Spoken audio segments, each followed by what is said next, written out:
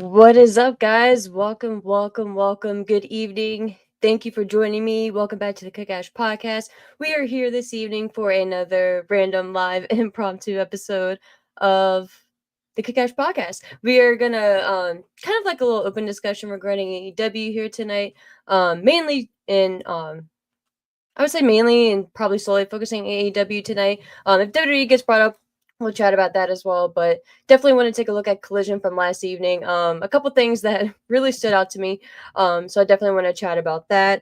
We will take a look at the updated card for World's End, which is next Saturday, less than a week away now at this point, here in Orlando, Florida, which I'll be going to, which would be pretty cool.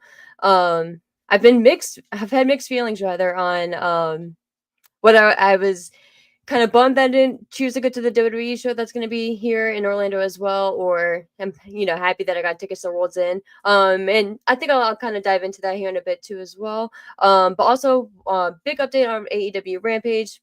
We finally have closure and a specific date announced for that, so we'll definitely get into that here as well. But yeah, thank you guys for joining me. If you pop in here randomly during the live show, I appreciate that. Or if you watch on replay, I appreciate that as well on YouTube, or if you're just listening to audio form, whatever suits your fancy. I appreciate that. No idea how long I'll go here tonight. I normally say I'm not going to go too long, but then I end up rambling about random shit. So we'll see how it ends up going. But I do want to get the chat put up here. And of course, you can follow me. Thanks to my dude, Sai. Shout out, Sai. My handles are listed there as well. You can follow me on Twitter at ASHMANNS for me personally, or the show's page at Kickash Podcast _. And I also do a live show on Brass Ring Media here on YouTube as well. Live streaming. That was the word I was looking for. Every Saturday morning at 10 a.m., around 10 a.m. Eastern. I'll definitely be doing one. This coming Saturday as well, which will be last thoughts on World's End. And maybe it'll be obviously it'll be early in the day. But yeah, just pretty much the last thoughts on World's End, and of course whatever happens from the world of wrestling in this week coming up over there as well. But yeah, just wanted to get all that business ish out of the way. Like I said, I'm gonna pull up the comments here. What is up, Johnny? Scrolling through here. Rewind 89. Sean, what is up? What is up? All right, let me go there. Johnny, you say, who has been your favorite wrestler this year? Ooh, all right. So you have a couple questions here. Who has been my favorite wrestler this year, and what is your favorite match this year? Okay, coming in hot. So favorite wrestler this year, man. I think, and I hate to say it because I feel like it's kind of I don't want to say obvious, but I was thinking about this because people ask me who my favorite wrestler is, and I'm one of those weird people that I don't know, like sometimes I feel like I don't have a favorite, but then like when I really sit down and think about it, like of course I do, right? Of course we all have a favorite or someone that we're more drawn to. So for me, it's obviously CM Punk. CM Punk is my guy, but more so just from him as a whole. I think it's been really interesting seeing his return to WWE this year, and I think they have handled it very, very well, as much as they could have, really, in considering his injury that obviously was not expected and took him out for a good portion of the year. I like how they still kind of threaded him in the shows, of course, with Drew McIntyre. And I just really enjoyed that story. I enjoyed the feud. I know a lot of people thought it was stupid with the bracelet and everything.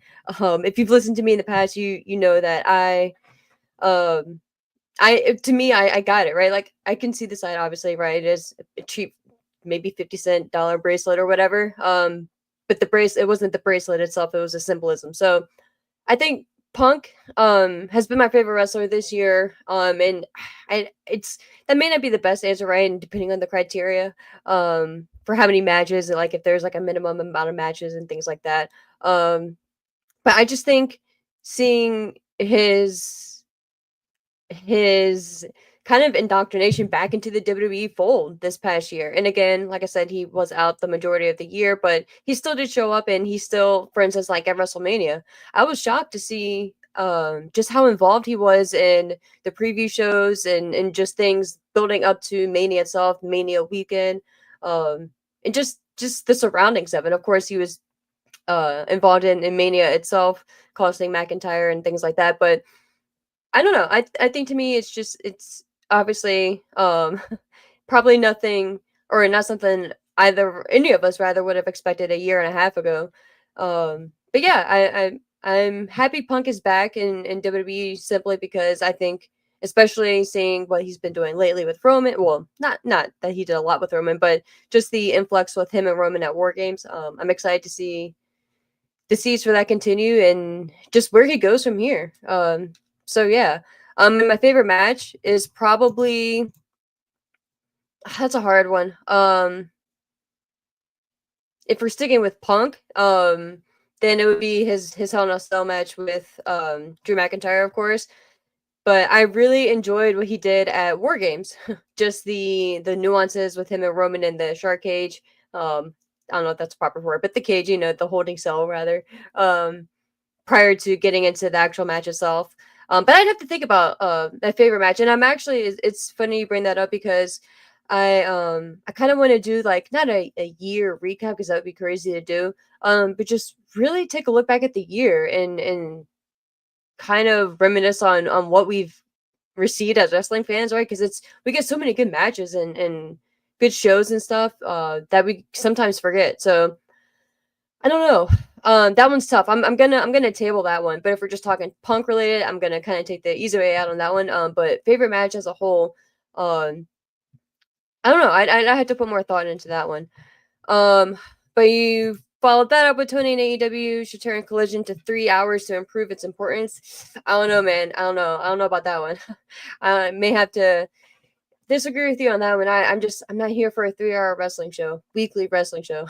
Like it's people have lives, and I get what you mean, like the importance and stuff, but to me, it's if you can't show oops, I'm gonna go back to that one in a second. But if you can't show why if you can't demonstrate to change the words, if you can't demonstrate why a show and a broadcast is important in 2 hours, it being 3 hours isn't really going to make that big of a difference in that regard, in my opinion. And honestly, it could make it worse, because we see the quality that happened to Raw over the years, and it was what, over 10 years, maybe 14 years or something. I don't know. It just crazy at this point. How long we've had a 3 hour Raw, and of course we'll be moving to a 3 hour SmackDown. Which, to be fair, I don't think that's a great idea either. I think that's again same, just copy and paste the answer. I think it's not diluting it necessarily, because I'm still going to be hopeful at least for the SmackDown side.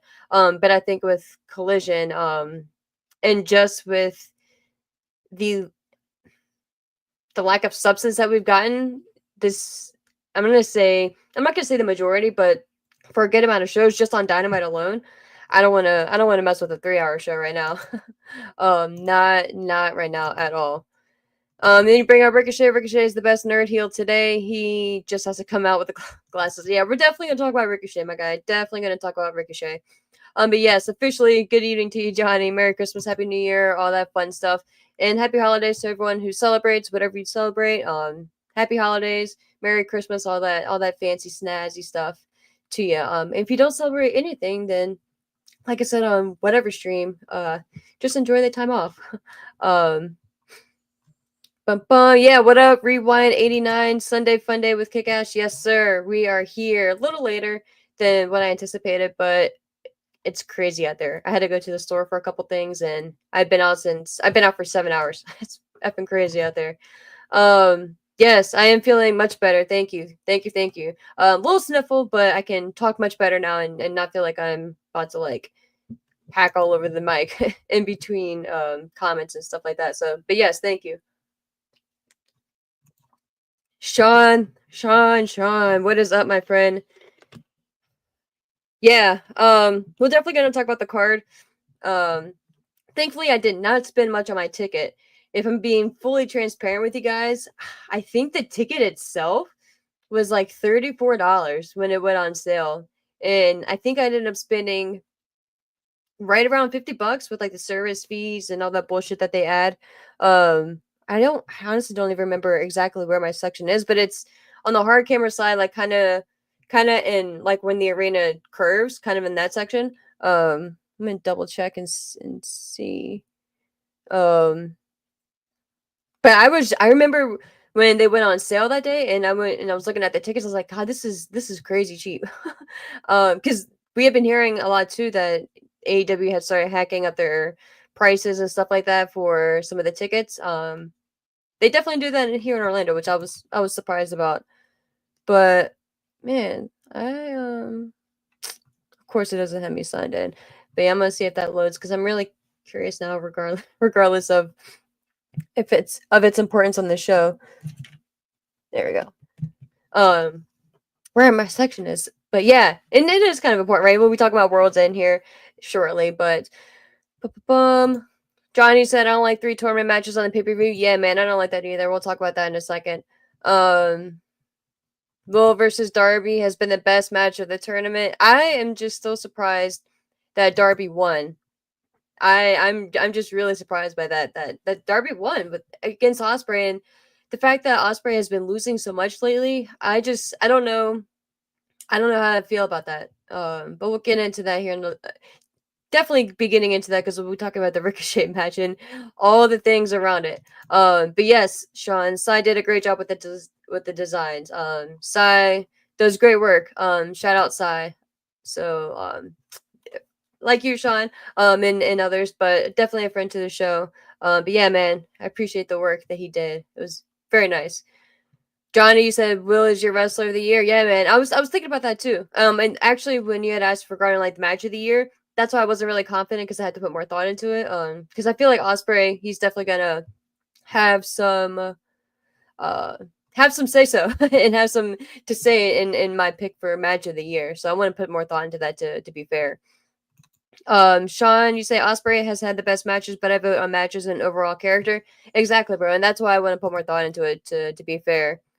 And again, Johnny, yeah, like you said, Will versus Brian was a fantastic match. So definitely up there. Fearfully confident, what is up? You say I find it strange how KO is telling the truth about Cody and he is the villain, and MJF is telling the truth and he is the villain. Yeah, yeah, that's a very good comparison there as well. And I believe it was the show I did yesterday on Brass Ring. But yeah, it had to be. I love what they're doing with Kevin Owens, and I'll kind of talk about it here since the show. I planned for it to be mainly about AEW, but I'm glad that you bring this up because it does tie into AEW, obviously with MJF as well. But I really enjoy, at least for the WWE side, what they're doing with Kevin Owens and that character, and how to me, they are planting the seeds for an eventual, if and when, in my opinion, only a matter of when. And again, like I don't think it's going to be anytime soon. Probably minimum like 2 years.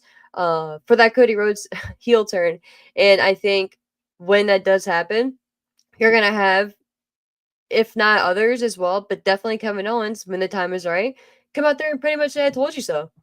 Because what he's saying, and the examples that he's given, he's right. His shirt is accurate. Kevin is right. So, along with the fact that I think it's very interesting that Cody picked up the victory essentially by cheating. Yes, again, like he didn't directly like hit Kevin in the face with the chair, but using the chair and hitting a move on the chair is still cheating. And it's not something a Cody Rhodes type of character should nor or you would expect them to do, right? So I think it's very interesting what they're doing with those characters, and I think that it shows to the artistry that you're Kevin Owens, and for that matter, you're MJF on a different side of things. Uh, the levels and the professionalism, well, not professionalism, but the the the greatness that they have at their job, right, and the fact that they can state something that's true, right, and pretty much tell us something that is factually accurate, but still make us not want to see them win the match, right? And still make us, at least for the majority of us, want to cheer for Cody and cheer for Adam Cole again to maybe a lesser and different effect. But yeah, I think it's brilliant what they're doing.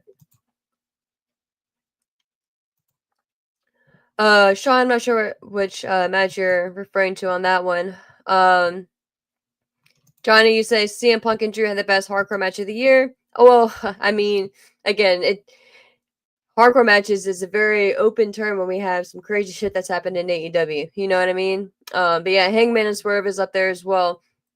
Um, bum.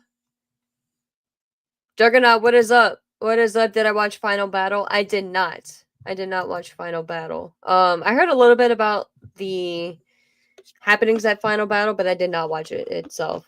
But yeah, let's see. Just scrolling through here. My favorite food to get at a wrestling show? Man, I love me some talk about dirty Dom. I love me some chicken tenders, man. It's just easy. Like normally you get like some chicken tenders and some fries. It's easy to carry, get everything on one little dish, get your sides, or not your sides, but your condiments, all that good stuff, and then you get a beverage. I'm not really a big drinker.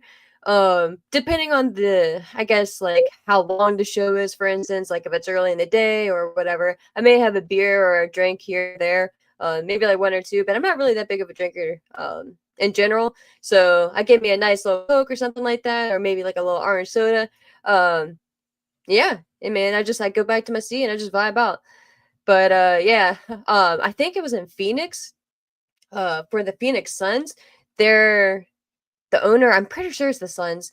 They changed the prices for like all their concession foods to like $2, and oh, just blessings to them. Like they thank you, like because it's fucking crazy. Like a Coke is I think the last I forget the what show was I think I think it was the Royal Rumble, which I mean yeah, I guess it's different because it was at it was the baseball stadium, but I got 2 Cokes, and I'm pretty sure, yeah, it was 2 Cokes, that was it, and they were $15 a piece. I was like, "You gotta be." I was like, "No, I just need these 2 Cokes," and they were like, "Yeah." I'm like, "Are you what?" And they just looked at me and just kinda, like, just chuckled, and I'm just like, because again, they're not sitting there making the prices, right? But I was like, "This is fucking crazy." And they cry and they open the lid, and they take the lid, so it's like you can't even it's just annoying. So and honestly, I try to, especially like with World's End, there's a lot of like local things literally right across the street from the arena or the venue rather. So I'll probably eat prior, give me some tacos because love me some tacos. But yeah, Rewind, you said 55 in 2024 for tickets is crackhead cheap. Yeah, bro. Oh, thank you for reminding me of that. And Ticketmaster isn't loading up for me. I wanted to get my section pulled up here. But yeah, Ticketmaster's so I can think I changed my username. Whatever. But I know it's like a really good section. Like on the hard cam side, it's not on the floor, but it gets because I'm like one of those people too. Like if I'm not gonna be within like the first 5 rows, like on the floor, like floor seats, I want to be elevated because I'm short, and I don't like being crunched in beside like big dudes, or big, just people in general. But I find the lower you get, it's just more crunched. And I try to be like on the edge. I try to get like one of the end seats. So I try to be very particular. But yeah, so mine section is like that first elevated area. So I'm pretty stoked about that. But yeah, I'm just gonna scroll here and then I'm gonna get into we're gonna start with Rampage, because that shouldn't take too long, and then just kind of go through some AEW Collision and of course the World's End lineup, the updated card that we have. Um, oh, Sean, yeah, you said Darby shouldn't have won. Ospreay is flowing into traffic.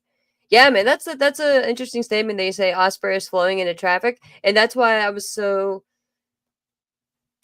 perplexed, I guess, on Darby beating Ospreay, and Ospreay just continuously losing at this point too. And again, like I made a point that you can kind of say something similar for Danielson's run and quote unquote build to his eventual heavyweight championship victory in AEW, but I still didn't agree with how many times he was losing in that regard either. So I don't know, man. I'm kind of and I'm trying to hold out because I have a feeling that Osprey could end up being the guy that dethrones Moxley. But that's still up in the air for me as well because my initial pick was Hangman. But yeah, so I'll kind of get into that a little bit more. But yeah, what up, William? What up? What up? You can't wait for Monday Night Raw. Yeah, man, I'm excited for the next couple weeks, especially of course when they move over to Netflix, and that's gonna be just a loaded show. But I'm definitely excited for wrestling the next couple weeks in general. We're getting spoiled. Um, ba-ba-ba. Tony Khan would be angry. Johnny says if Cody turns heel, that's what's I if we get it, like I can see Cody not really wanting to, but I can see him being more prone to doing so in WWE than in AEW. But I still don't see that happening for at least minimum 2 years, depending on how the lay of the land of things go. But I think we see a Punk turn prior to Cody, and those are two big faces, So I don't see you turning or wanting to turn both, even within a short time frame. So yeah, man. But Tony Khan is gonna be angry, right? Okay, Sean. Yeah, the Osprey Danielson match. Yeah, that. Yeah. Just going through. Nick, what's up, Nick? What up? What up? Cool avatar, bro. It's such a dope picture. Why do people look weaker in AEW like Ricochet? My dude, we will talk about Ricochet. We will be talking about Ricochet here in a moment. Juggernaut, like your content, yeah, bro, yeah, for sure. Yeah, I appreciate that. Thank you so much. Yeah. My schedule's I have a weird schedule because I have two jobs. And I just have like a weird, kind of difficult schedule. That's why I randomly pop up here at late and impromptu times is my kind of crutch word. But yeah, definitely message me on Twitter. We'll try to figure something out. For me, probably scheduling stuff out is a little bit better. So I could try to like make arrangements prior. But yeah, for sure, I appreciate that. Definitely appreciate that. Dude, no, it was just a fucking bland Coca-Cola, man. And it wasn't even like crisp. I love me a crisp Coca-Cola, and that shit was it was cold, but ugh. And just knowing the price made it just man, I was drinking with displeasure to not be so vulgar with my words. You know what I mean? But Juggernaut, you said I plan on going to the Rumble next year. You have any advice where to sit for the Rumble? No, dude, I really don't. I'm sorry because the way it was set up for I forget the name of it. But it's the Tampa Bay baseball stadium that we have here. Tampa Bay baseball. I'm obviously not a Florida native, so I really don't know these people's teams. Tropicana Field. Tropicana Field. But it's just your preference, dude. And I think it just kind of just goes with all wrestling shows, really. It depends on what you're going there for. If you want to be in a good spot to be able to take really good pictures, then you'll want to be on the hard camera side because they'll obviously be facing you, and obviously the closer that you are, the better, right? For a situation like that, but just kind of be centered, or if you just want to be directly facing like the Titantron and the screens and stuff like that, obviously get more in the middle. But for me, like I guess any of my best advice, and just again, like depending on how you are as a person, but if you're going with people, that changes it too. But I try to go for that end seat, man. So if you can narrow it down specifically to the exact seat that you're going to be getting, which normally you can, I would definitely at least make sure you get an end seat because not only are you going to have, of course, like a shit ton of people, especially if we're going to a Rumble, it's going to be probably 30 minimum. God, probably not even 30 at this point. Probably minimum like 40, 50,000 people for a show like that. And you're going to be getting up and down a lot for people who want to go get more food, got to go to the bathroom, those people who've been drinking all day, who got to get up and, use the bathroom nonstop. So the NC makes it so much easier for that too, because then you can just kind of swoop to the side. You weren't that person annoying people. So that's probably my best advice seat wise.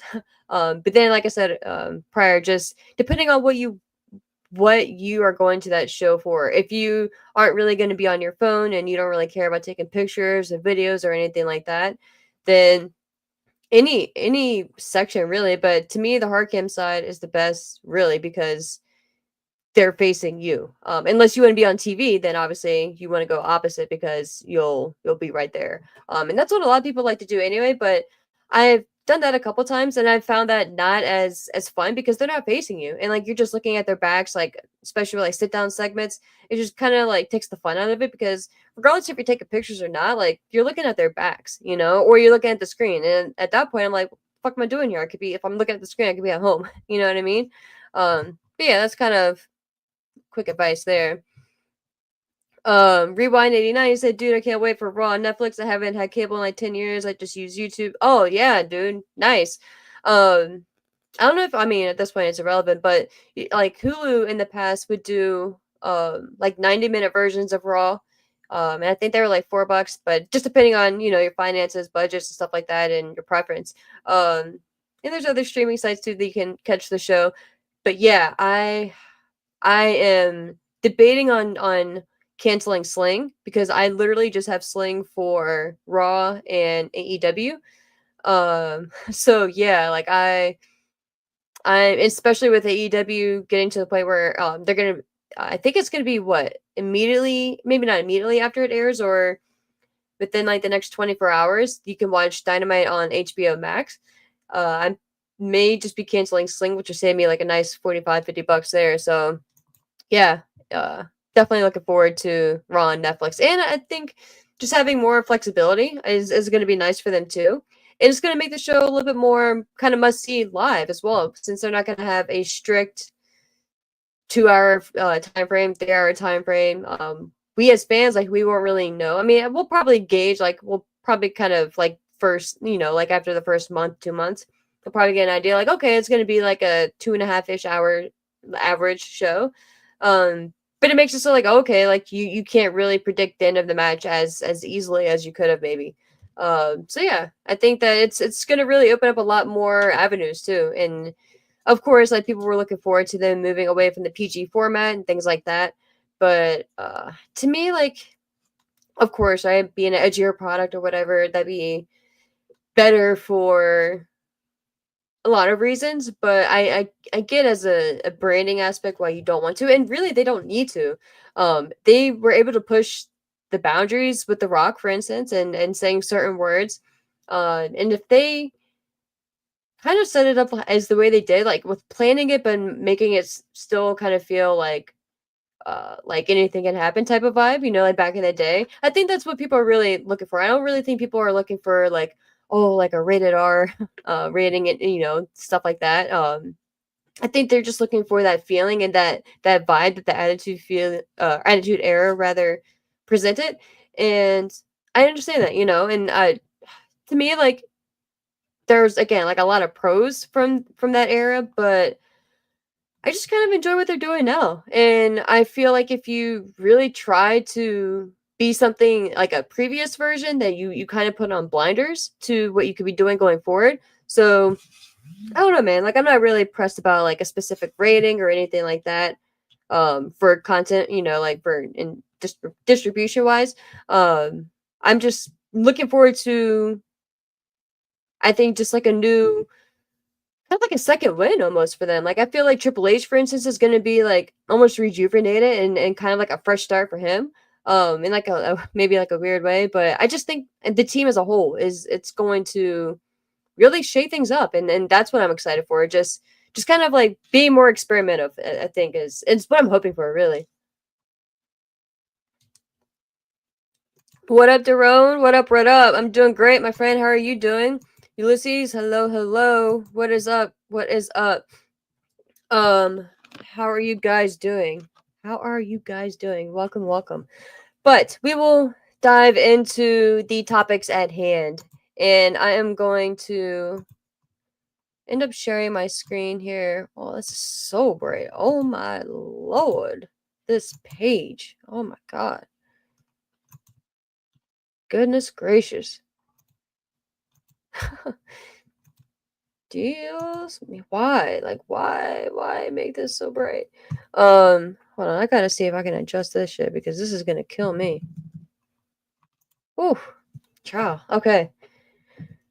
I don't want to be completely dark on you guys, but that was just killer. All right, so first things first, AEW Rampage, and we all knew this was coming, right? It was just a matter of not if, but when. Turn the brightness up a little bit there. I turned it down way too much. But we had heard the rumblings and we heard the news, right, of AEW Rampage coming to an end and coming to a halt, and we have got that confirmation. I am going to debating on. I'm not going to share it. Yeah, that's nothing really to share. I'll share it. What the hey? But we have official confirmation, and this is from Fightful.com, so shout out to them. But this is one of the pages that just blinded me, guys. Oh, I gotta change my display.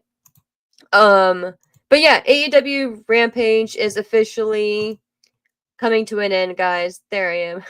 Officially coming to an end, as we see right here.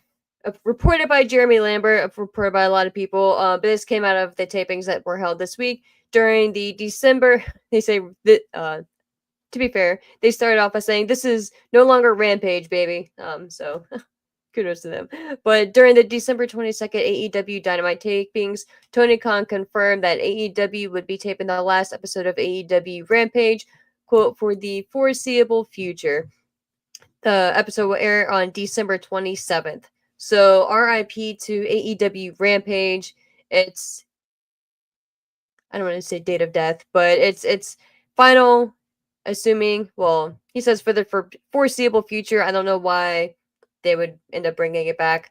I think they would just debut a different show. So I think this is just his polite way of saying this is the death. This is the end of Rampage. So officially December 27th of 2024. And this was reported by a couple people, I guess, who, because Fightful included the tweets. So shout out to at Kimmy underscore Sokol. I think it's the Viking thing, right? SOKOL. And at Milano underscore mob with like 4 B's. Tony Khan confirms this is the last Rampage for the foreseeable future. Kimmy said pretty much the same thing. And then we have, so the official dates for Rampage. AEW debuted on August 13th of 2021. And the date of death, we'll just call it that, call it what it is, December 27th, 2024. So a little over 3 years. RIP. It debuted on, again, August 13th, 2021, and was the second AEW program to be featured on TNT. The first show featured Christian Cage defeating Kenny Omega to win the TNA/Impact Championship, which is just bonkers, right? Just thinking of how much things have changed. CM Punk's return to wrestling took place on August 20th, or on the August 20th episode, rather, of AEW Rampage. It will go down as the highest rated episode in the show's history. No surprise there. Drawing 1.126 million viewers. The show aired weekly at 10 p.m. Eastern, but would be preempted by NBA, or by the NBA, NHL, and March Madness. And I was at, of course, the debut, or the return rather, of, well, technically the debut of Punk in AEW, and the return of good old Punkster to the world of wrestling. And man, that's probably my top moment in something that I've experienced live. It was just the feeling, y'all, and just the atmosphere is just unforgettable. Yeah, and it was just, I remember like searching the tickets and seeing it was like reasonable, and I was like, oh, like just the feeling of being there, and I don't know, like it was just one of those things, man, like one of those cool moments in history that you get to say that you were a part of. And very thankful because it brought him back into wrestling. So as much as people want to shit on AEW and laugh at AEW and talk crap or whatever, they have to be credited, in my opinion, for bringing Punk back. Yes, he did have his foot in the door with WWE doing that backstage thing, but technically he was employed through Fox at that point. So look, eventually I think they probably would have worked something out if once Vince was out of the picture, right? But I think it would have been much more difficult to get Punk to convince Punk to have him come back. And I think AEW really facilitated that and really helped give that love to Punk back and to make him realize like the world that he once was in, right? And what he was missing and that it wasn't as bad as it used to be. And I think it just really made the transition into WWE much easier. And of course, Vince being out, even though it's for like heinous reasons, right? That definitely helped things as well. So again, see what we want about AEW, right? But they definitely helped that. So shout out to AEW for bringing my guy back in. So props to them. But yeah, wanted to definitely touch on that because AEW, um, AEW Rampage rather, will be no more after next week.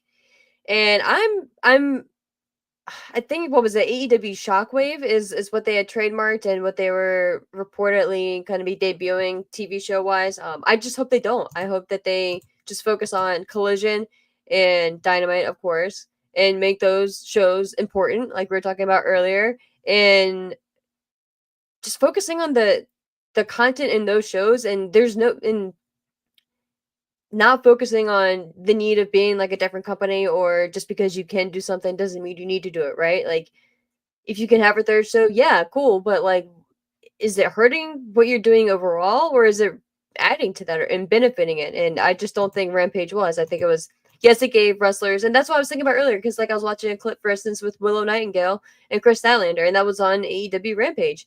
Now, if Rampage wasn't a thing, they wouldn't have the opportunity to do that. But at the same token, too, if Rampage wasn't a thing, that ideally could have been on Dynamite, and that could have given at least a foundation of why all of a sudden, for instance, Chris Statlander is turning or is a good guy again, and how she's even talking to Willow, right? Because of what they went through, the street fight and all that good stuff. So I just think that focusing less or having to focus less on the quantity of your products lets you focus on the quality of it. And that's what I'm most looking forward to going forward. So we'll see. We'll see. I really hope that they don't, because it would be kind of stupid too, in my opinion. Like, what's the point of getting rid of Rampage and then adding a new show, for instance, Shockwave, if that's what the name of it's going to be, and that's what it was, and like, why? Like, that's just kind of ludicrous to me. Like, just because, like, me as a fan, like, am I supposed to? Like, oh, okay. Like I didn't watch Rampage because it was every Friday night at 10 p.m. But now that Shockwave is on at Friday nights at 10 p.m. Now I'm going to make it a point. Now I'm going to change my work schedule to be home to watch Shockwave. No, like I didn't make it a point to watch Rampage. Just to be blunt, I didn't make it a point to watch Rampage, and I wouldn't make it a point to watch Shockwave unless something crazy happened, for instance, like, or not even crazy, but like if it was like an anomaly show, like for instance Collision. To be fair, I don't watch every episode of Collision either. If something like a good match is advertised or something that sparks my interest, I'll make it a point to kind of go back and watch that. But I don't watch every episode of Collision, and I think that that's what AEW needs to focus on, and not just getting rid of Rampage and possibly replacing it with a third show down the line. I think that'd be dumb. That'd be completely blunt. That'd be dumb as fuck. So I hope they don't do that, because like it's why you should have just kept Rampage in, because at least you have the history with that. I don't know. I don't know. To me, it's just it'd be like starting fresh just because you can, and when you destroyed something that you could have possibly just rebuilt. And I don't know. It just gotta be dumb, in my opinion. Now I understand, like, if something had baggage, but I don't know. Like, to me Rampage, the only baggage that Rampage had was the placement of it. And the the placement, first of all, and then just the lack of importance in the shows. Like the matches that were scheduled for the shows, you already knew who was going to win. So why go out there and spend your time and invest your time in watching it when you know who are going to win, like the lower end of the totem pole matches? And I hate to say that because there's no disrespect, right? And again, like it was a good opportunity for more wrestlers to have more TV time and to get more reps and things like that. But and it's just kind of like a step up from AEW Dark. Like I didn't hate it, and I'm not sitting here talking shit on it. And if not for nothing, like I appreciate the thought behind it, right? And again, the platform that it gave, but it almost did more harm than good because the wrestlers that you're showcasing on there, they don't feel important. Like Johnny was talking about earlier, like you have to have importance in the show, and that if the company doesn't make you feel like it's important and showing recaps and really emphasizing what happened on Rampage, on Dynamite, and on Collision, then why would I make it a point to go back and watch it myself? You know, so that's just kind of where I come from, or come at with my thoughts on that. um, but I'm gonna bring up the should I do the yeah, I'll do Collision first. Um dive into the chat real quick. I'm not changing my display, just FYX. I'm about to I'm not gonna share that screen really quick. So I'll switch that out. But hold on 1 second. Get me back. Alright. I'm just gonna scroll back really quick.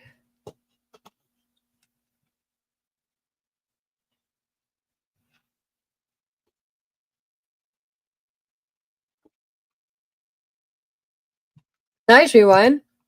He said I was a diehard fan when I was a kid. Stopped watching in like 2002. Just got back into it this year. What specifically brought you back into it? Like, was it like a certain wrestler match? Like, what was it that brought you in? Because that's 20. What you said, 2002? Yeah, 22 years, man. That's so crazy. That's a good amount of time. So, what brought you back into it? Hey, Jesse, what is up, man? What is up? What is up? Pick man, you crack me up. Likewise, and if you guys aren't subscribed and you haven't checked out Ringside Renaissance on YouTube, I don't know why you haven't. You need to. Those guys, they put my little show here to shame. So props to them. I've told Jesse before, um, just the production. It's impressive to me, and like I'm kind of jealous of like their displays and stuff. But yeah, and like their their sound effects and shit like that, it cracks me up. So shout out to them. Oh, but who do you think will win a world title in 2025, or who would you fantasy book for a big run in 25? Man, that's a great question, bro. Hmm.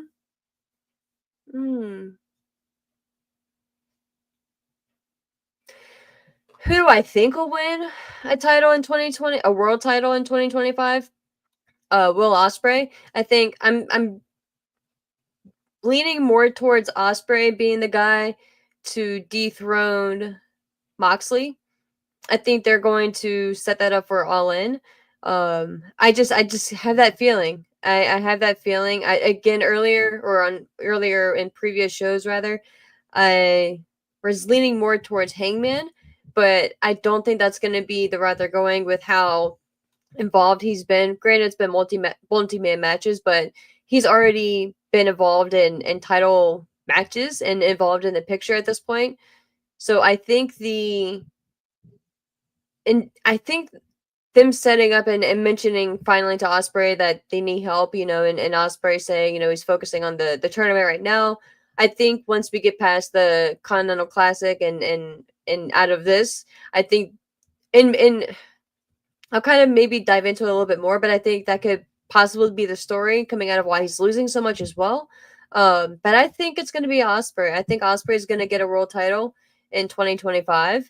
And who would I book for, or and kind of taking that as a second question, who would I fantasy book for a big run in 2025?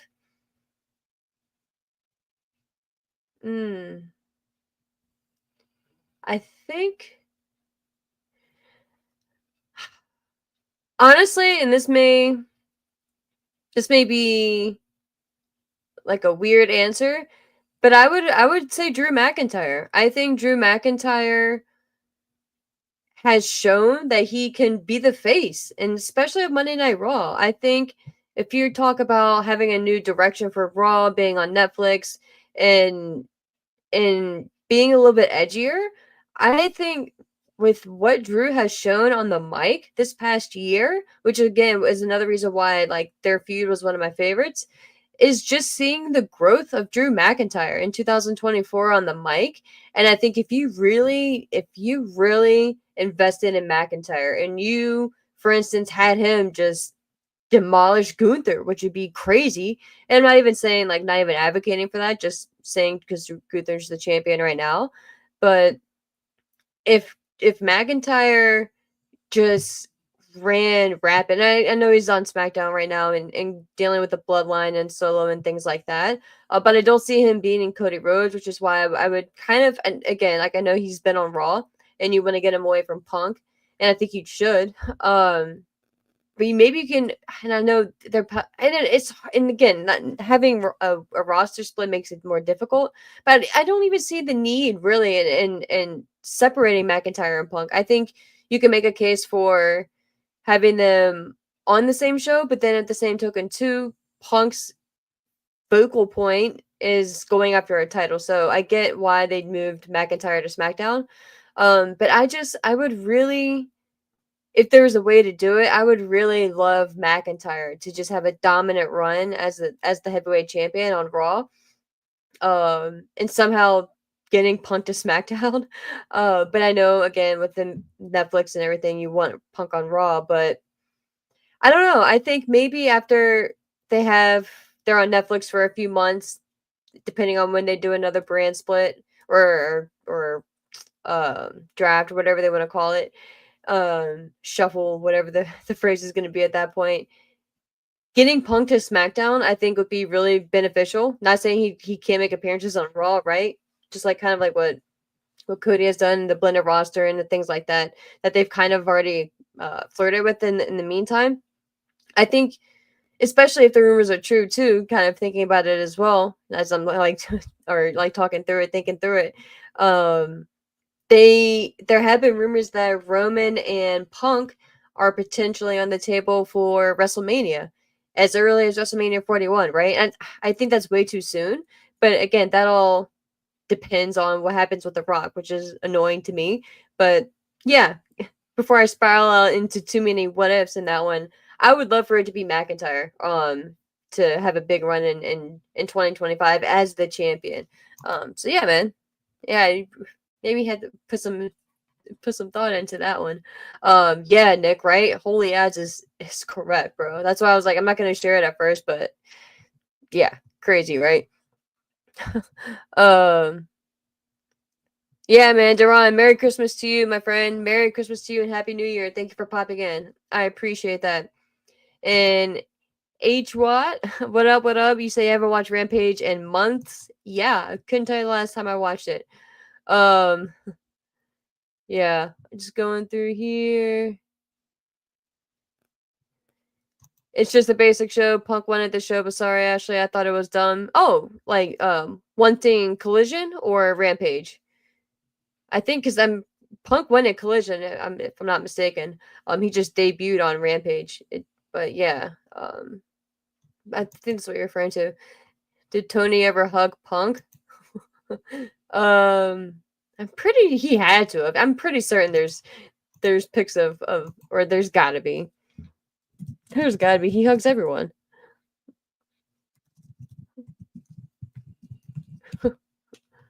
There's got to be. Oh, there's a picture of him choking him. That's funny. Yeah, there's one right here. I'll show you.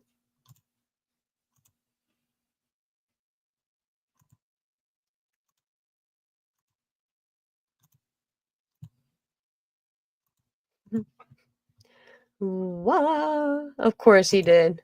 Of course he did.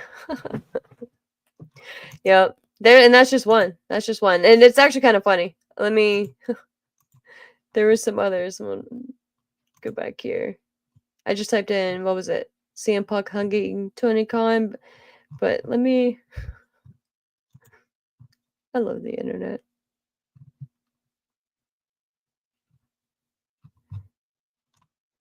Hold on 1 second. Do a little experiment. There's not a YouTube video of it.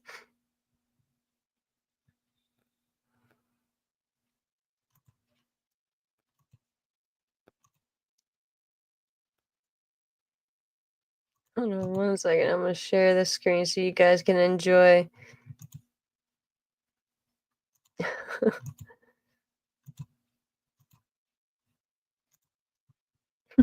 Look at all the hugs.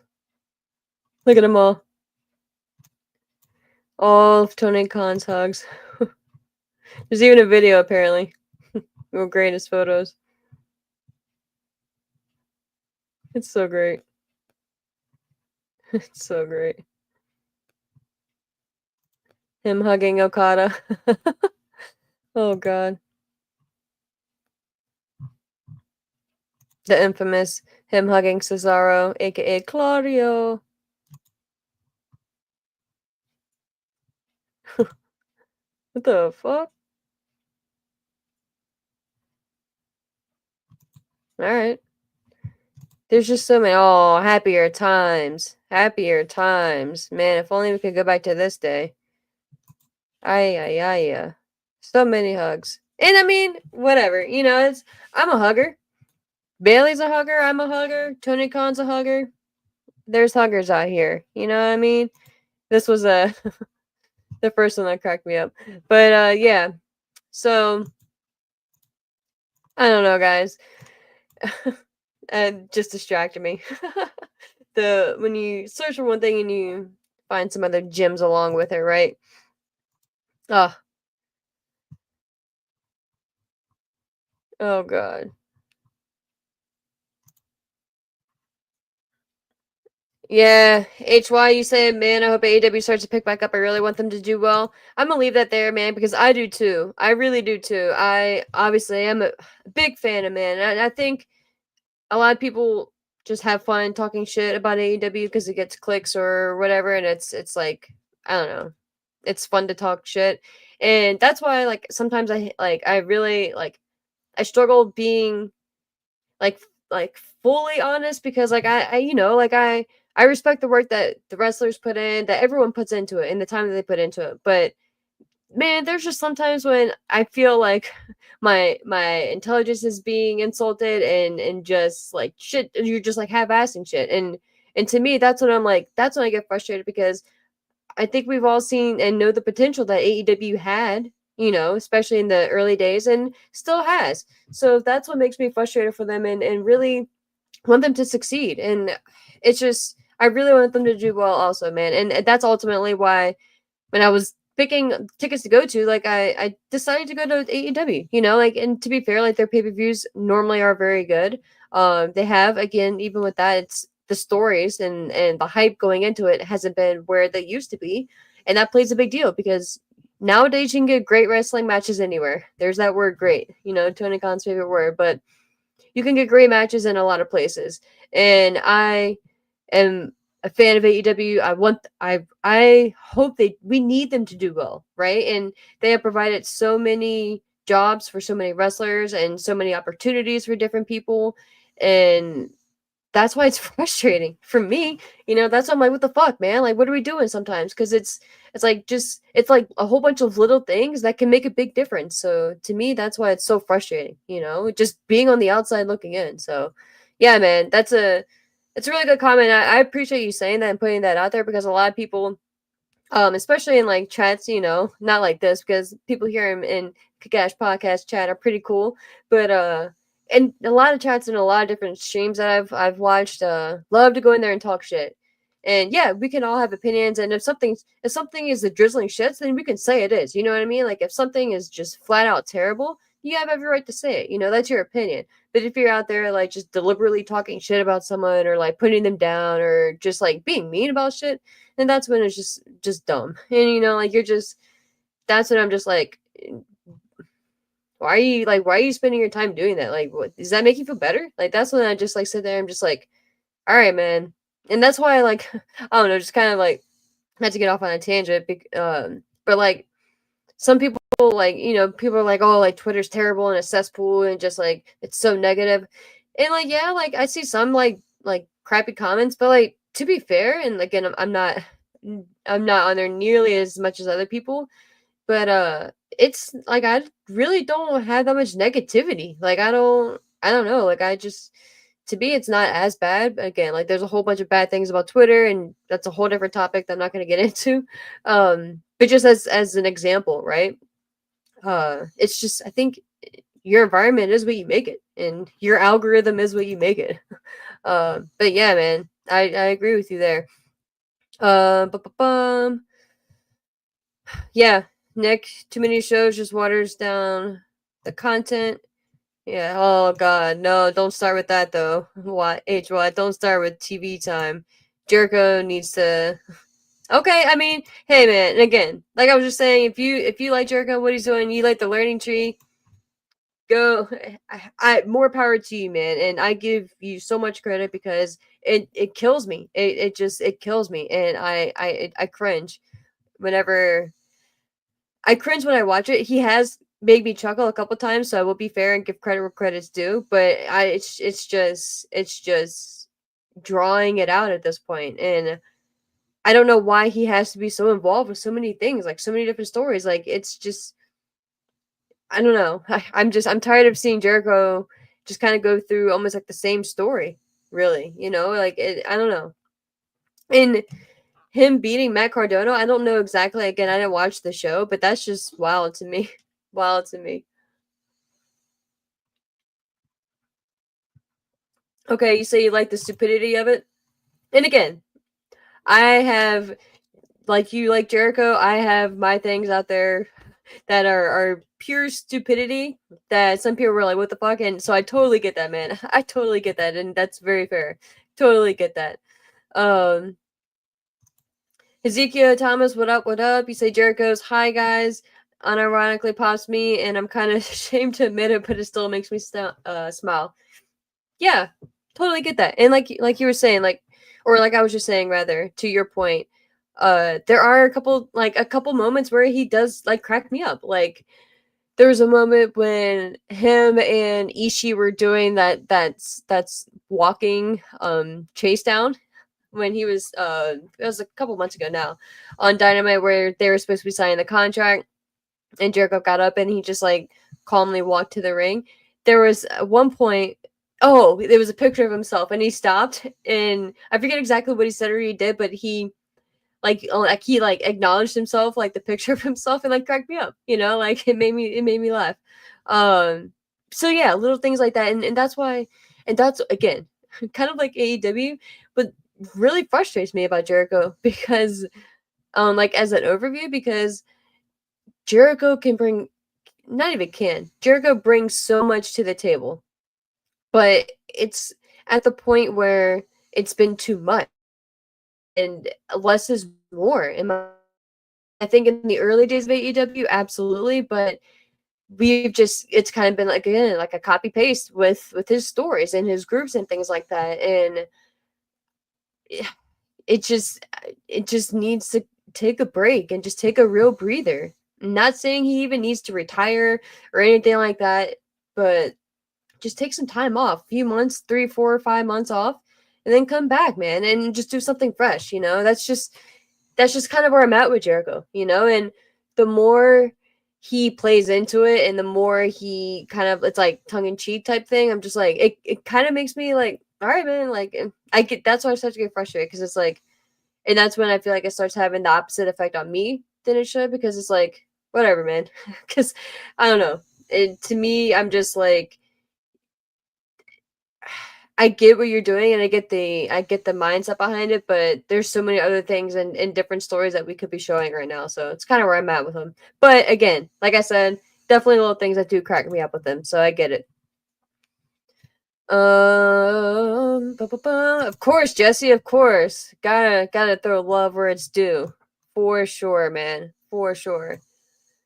Rewind 89, Dom going to jail, saw the highlights, made me Oh, okay, so that's what got you back into it. Dom going to jail, saw the highlights, made me laugh, started looking into it. But to be honest, once a fan, always a fan kind of thing. For sure, dude. For sure. That's so funny, and it's so cool. Dominic's going to jail. Brought you back into it. Oh, I'm gonna post it. Maybe if I remember. I was at Walmart earlier. They, of course, I always check the toy aisle for the action figures. They had, and I was kind of like looking through, and they had the picture of Eddie Guerrero on the side. I was like, oh, dope. I wonder which one this is. I moved the other action figures away from it. The fucking head is missing of Eddie Guerrero. I'm like, what? Let me see if I can pull it up here. I was just like, you gotta be kidding me. Like, where's the head? Where's his head? Let me see if I can pull up the picture and show you guys really quick. Because I was just like, what are we doing? All right. So here we go. See if I can show you guys. I don't know if it's gonna show. There we go. Look. His head is just not there. Move it over a little bit. As you can see, the package is perfectly in place, right? No tears, no nothing, no. There's the bottom of the package, no rips behind it. I should have taken a picture of the back of it. No rips behind it. My guy Eddie, I see his picture. That's the picture I see on the side. I'm like, oh, dope. I wonder which one it is. I moved the other action figures. His fucking head is gone. Just not there. Not there. What are we doing? I was just blown away by that. I took a picture to send it to my guy Dan, because him and I were like, he's just really cool, and he has like the dopest collection of action figures. But I just saw that, I was like, oh, the disrespect for Eddie Guerrero. But yeah, I just couldn't believe it. Oh, all right. HY says AEW doesn't need to be serious. They're trying to do the serious angle with Mox taking over AEW, and it's not working for me. I think they need to take certain things more seriously, but the whole angle that they're doing with Mox just makes no sense because there's no true direction. And him taking over, what are you taking over AEW? Like I've been on that soapbox before, so I'm gonna get too much into it, but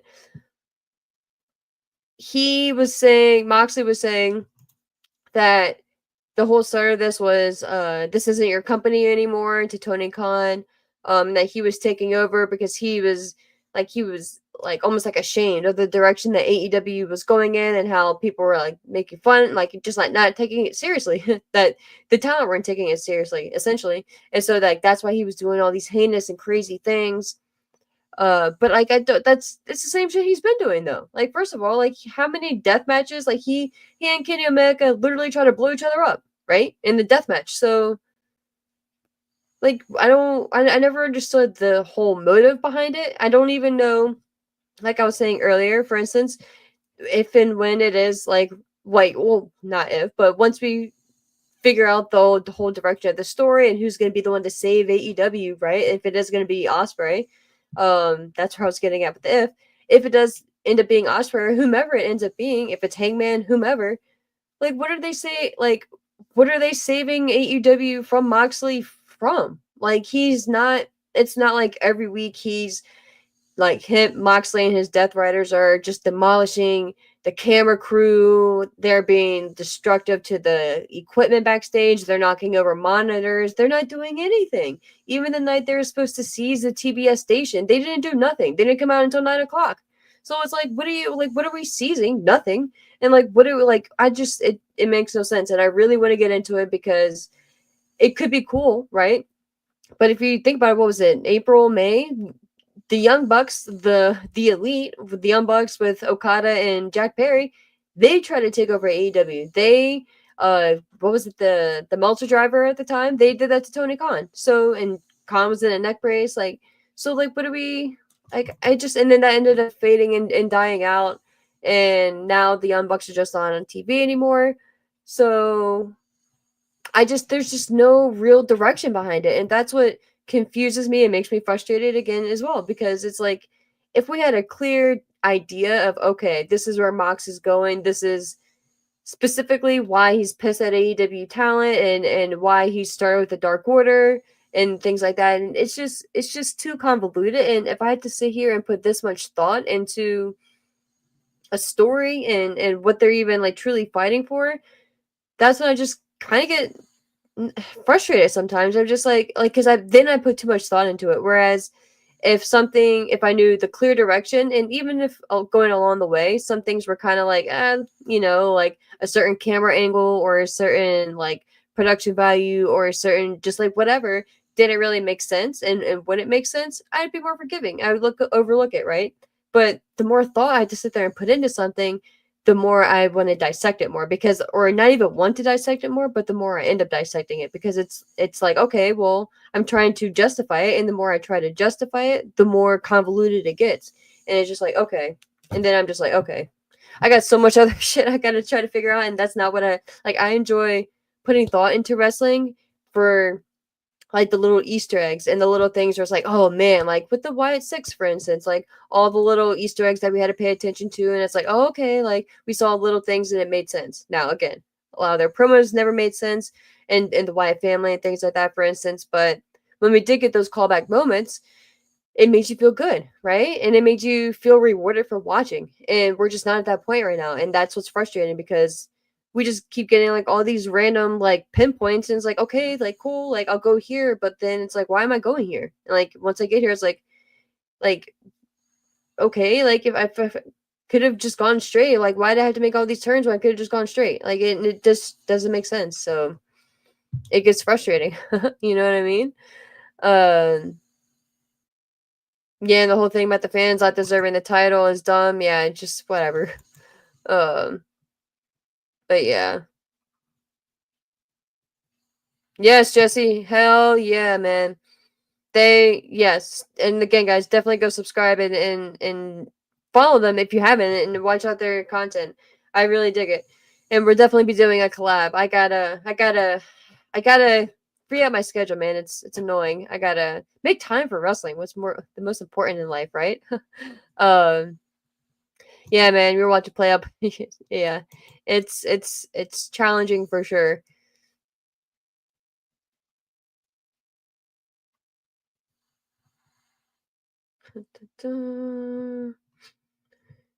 Hinata, I love you, Solo. What's up, Hinata?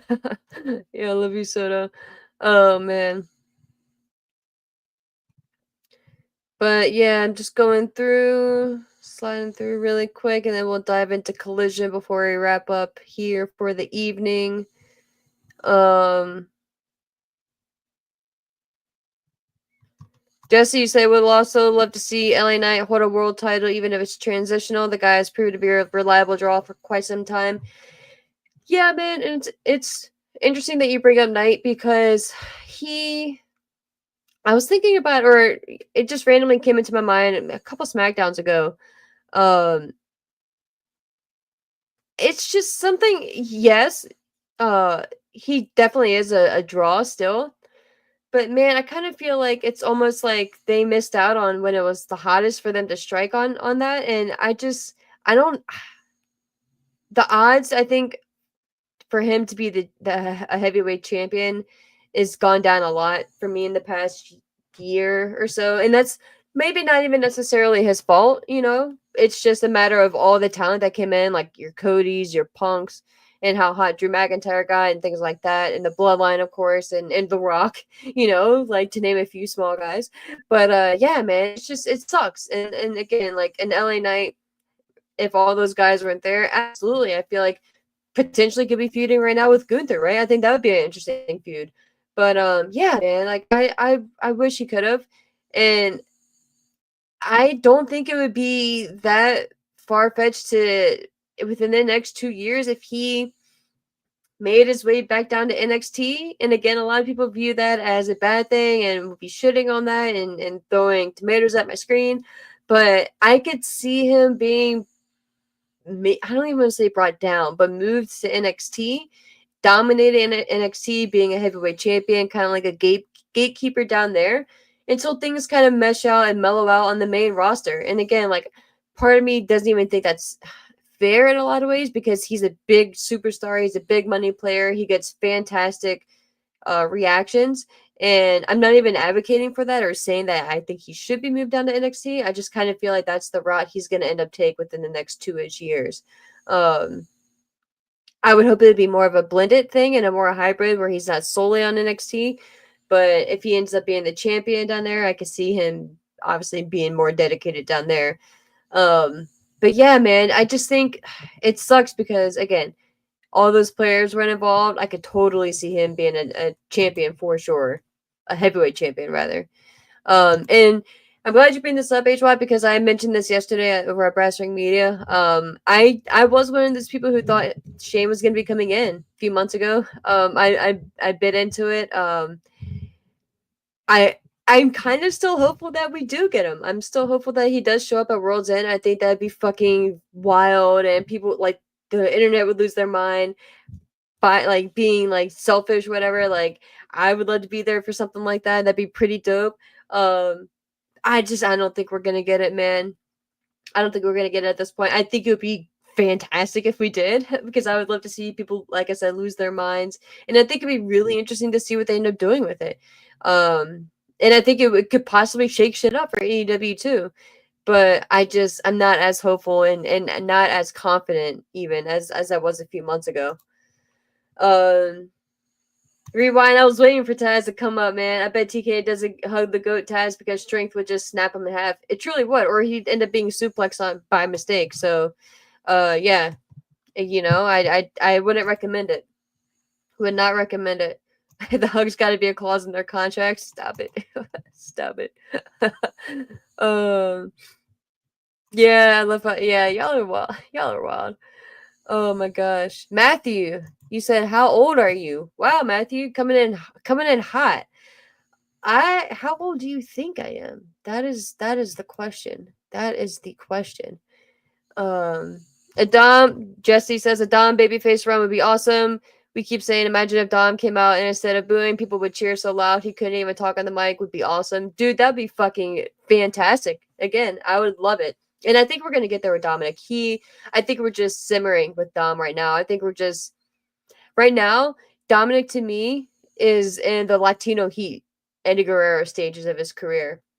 And maybe he's even like jumped a good amount of chapters to get to that point, right? Like experience wise. But I say it in the sense of that's when Eddie was more character focused than positioning, like position on the card focused rather, like he wasn't going for a heavyweight title. Yes, he wanted to be a champion, but that wasn't his main focus. Like he was Latino, he was focused on China. Oh, I love those days. But he was more of the ladies man, and yes, he was the European champion I think at the time as well, but it was kind of like a nice little mixture, right? Like of course he wanted to be impressive in the ring, and he wanted to be the champion, and he wanted to be the guy because he wanted to impress China and he wanted to be the shit for China. So I think that's where we're at with Dom right now, and or not even at that full point right now, but I think that's kind of like we're on the brink of it. Character wise, I think that we're like not even scratching the surface of what they're gonna end up doing with Dominic and what they can do with Dominic. And I just love it. I love Dominic. I love me some dirty Dom. It's crazy as that is to say, right? But if you were just to think back too, to bring your comment back up there, to think back of when he first started in WWE with Rey Mysterio, how I fucking hated how he would carry Rey out on his shoulders or on his back rather, and on his shoulders too, right, a couple times, or like Celebration. It just killed me. It killed me. His clean cut, his face, just everything about him, I despised. So I think the Judgment Day did wonders for Dominic. Rhea Ripley did wonders for Dominic, and I think the sky's the limit for that guy. Because man, he's just something else.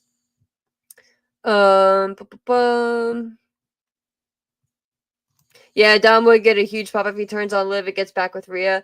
I don't want that right now. I think holding off on that for a while rather, and not even to say that I see him and Liv being together, because I think Dom's gonna be a little ladies man. I think he's gonna make his rounds. Something about that interaction with him and Tiffany Stratton just I think back to that from time to time. Something just stood out to me with that. So I think they could revisit him kind of being the ladies man. But yes, Sean. Oh, hold on. Before I get to that comment. Comic Head 84, what up, what up? You say I just stopped watching AEW over 6 months ago, which maybe is probably the worst thing I could say about a show. What made you stop watching specifically? Was there like I'm sure there had to be like a final straw, right? If you stopped watching 6 months ago, so what was it? Was it a certain segment, or just overall just done with it? Yeah, let me know, man. Let me know specifically what it was. But in regards to your question, Sean.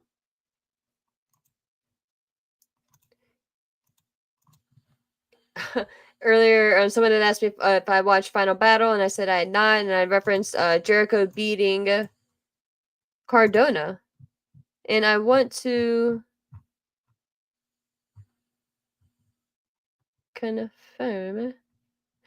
But yeah, Chris Jericho defeated Matt Cardona by pinfall. I was trying to see really quick if they had a synopsis of what exactly happened, but I don't think they do. Da-da-da. No, they don't. But yeah, man, he did. He did indeed. For the first, and I don't feel like. Okay, HY said I stopped watching AEW for the whole first half of 2024, and I don't feel like I missed anything. I mean, probably again, probably some good matches in there, but story wise, not a lot, man. Not a lot.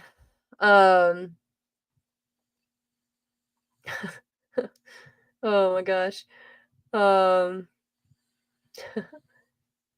are funny. Y'all are funny in the chat. What is up, Brendan? What is up? What is up? Yep. All saying, how can they miss you if you're not gone? Exactly. What is up, Dennis King, SW? Let's see.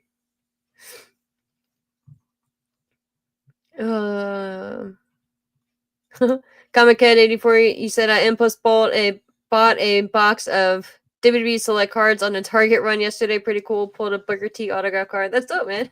I love it. Little impulse buys. Yeah, man. How did they disrespect the legend Eddie Guerrero? Exactly. Trash. Yeah, save AEW for what? Yeah, we're gonna talk about this in a second here. Why is MJF still in a feud with Adam Cole? It's a very good question. Very good question. And Sean, Omega, you say Omega is starting in New Japan, which I get to a point, but still, no, I don't agree with that. I don't agree with him making his return in New Japan prior to AEW. I don't agree with that at all. Not at all. I don't see why. I got into that couple shows back, but and again, like it's gonna be that Omega is the one who comes back to save AEW, right? From Moxley. Because again, they have a storied past, so maybe that can make sense. And it could be a feel good story, right? Having Kenny Omega come back from this terrible life threatening injury, right? To some extent. So I guess you could go with that route, but I just don't. What are we saving AEW from? That's what's eating me. I don't get it, bro. I don't get it.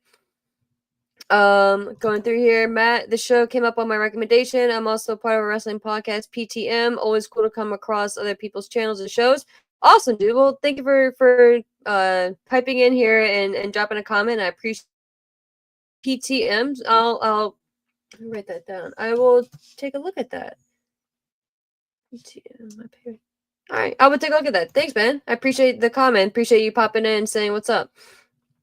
But yeah, I just we'll definitely be getting into MJF and Adam Cole here in a minute. SW said I was pretty toasted last night. MJF popped me with the doctor with the Dr. Cole photo, not gonna lie. That was from Dynamite, right? With him being like super skinny and like and calling him like a child or some shit. That yeah, dude, that definitely popped me too. For sure. What's up, Brian? Barrett Wilson, what's up? What's up? Say it feels like the old Memphis territory, just a whole lot of stuff and nothing really bridges or connects, throwing crap at the wall. Yeah, but at least back in the territory days, like they didn't have like weekly television, right? That needed to really have a thread and make sense. It was more, and I mean, you did right for your locally televised like broadcasts and things like that.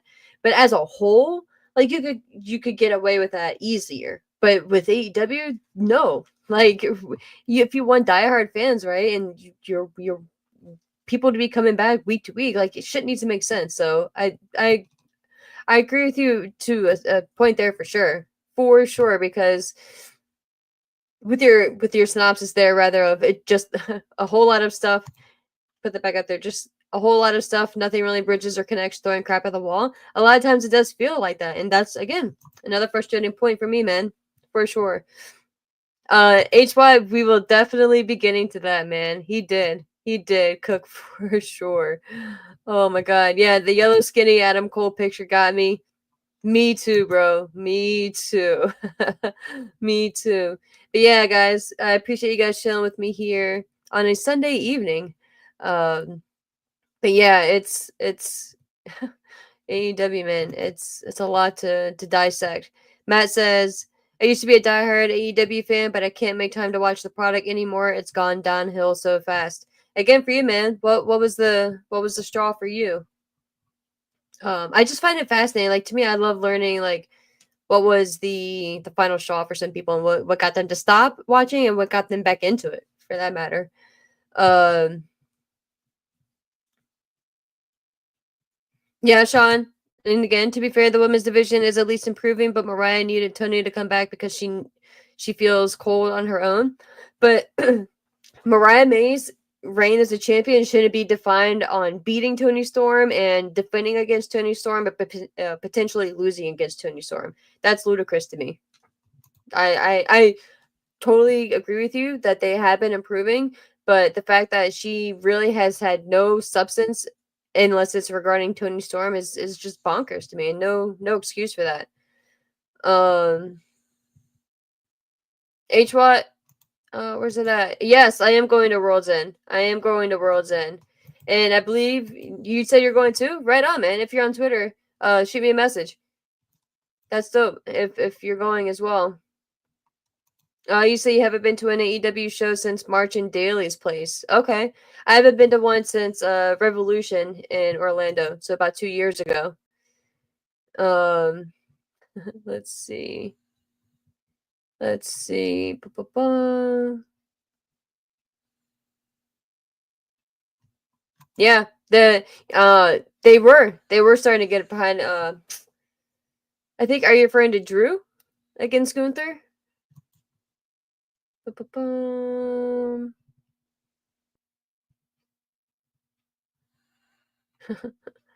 Ruby Soho, yeah.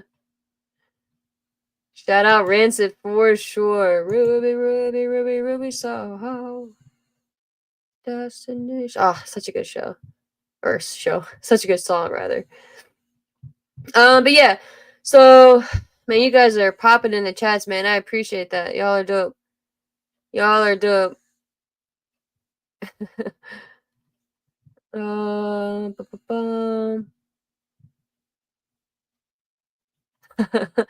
Johnny, you say the diamond ring is more valuable than AEW titles? Bro, yeah.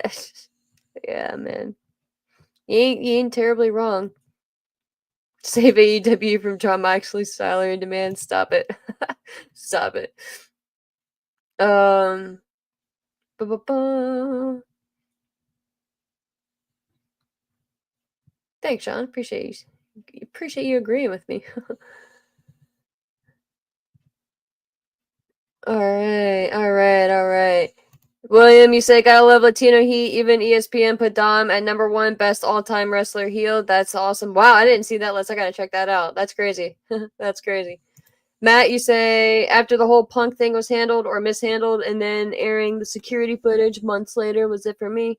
I was hoping AEW would capitalize after Brawlout, but TK dropped the ball. Wow, very interesting. Very interesting. And I appreciate you telling me and chiming back in with that. That's very interesting because the whole airing of the footage thing, and if what the reports said are to be true, even the Young Bucks didn't want to air that and didn't want to really be involved in that because, especially at that point, there was no reason to air it. Punk was not employed with AEW.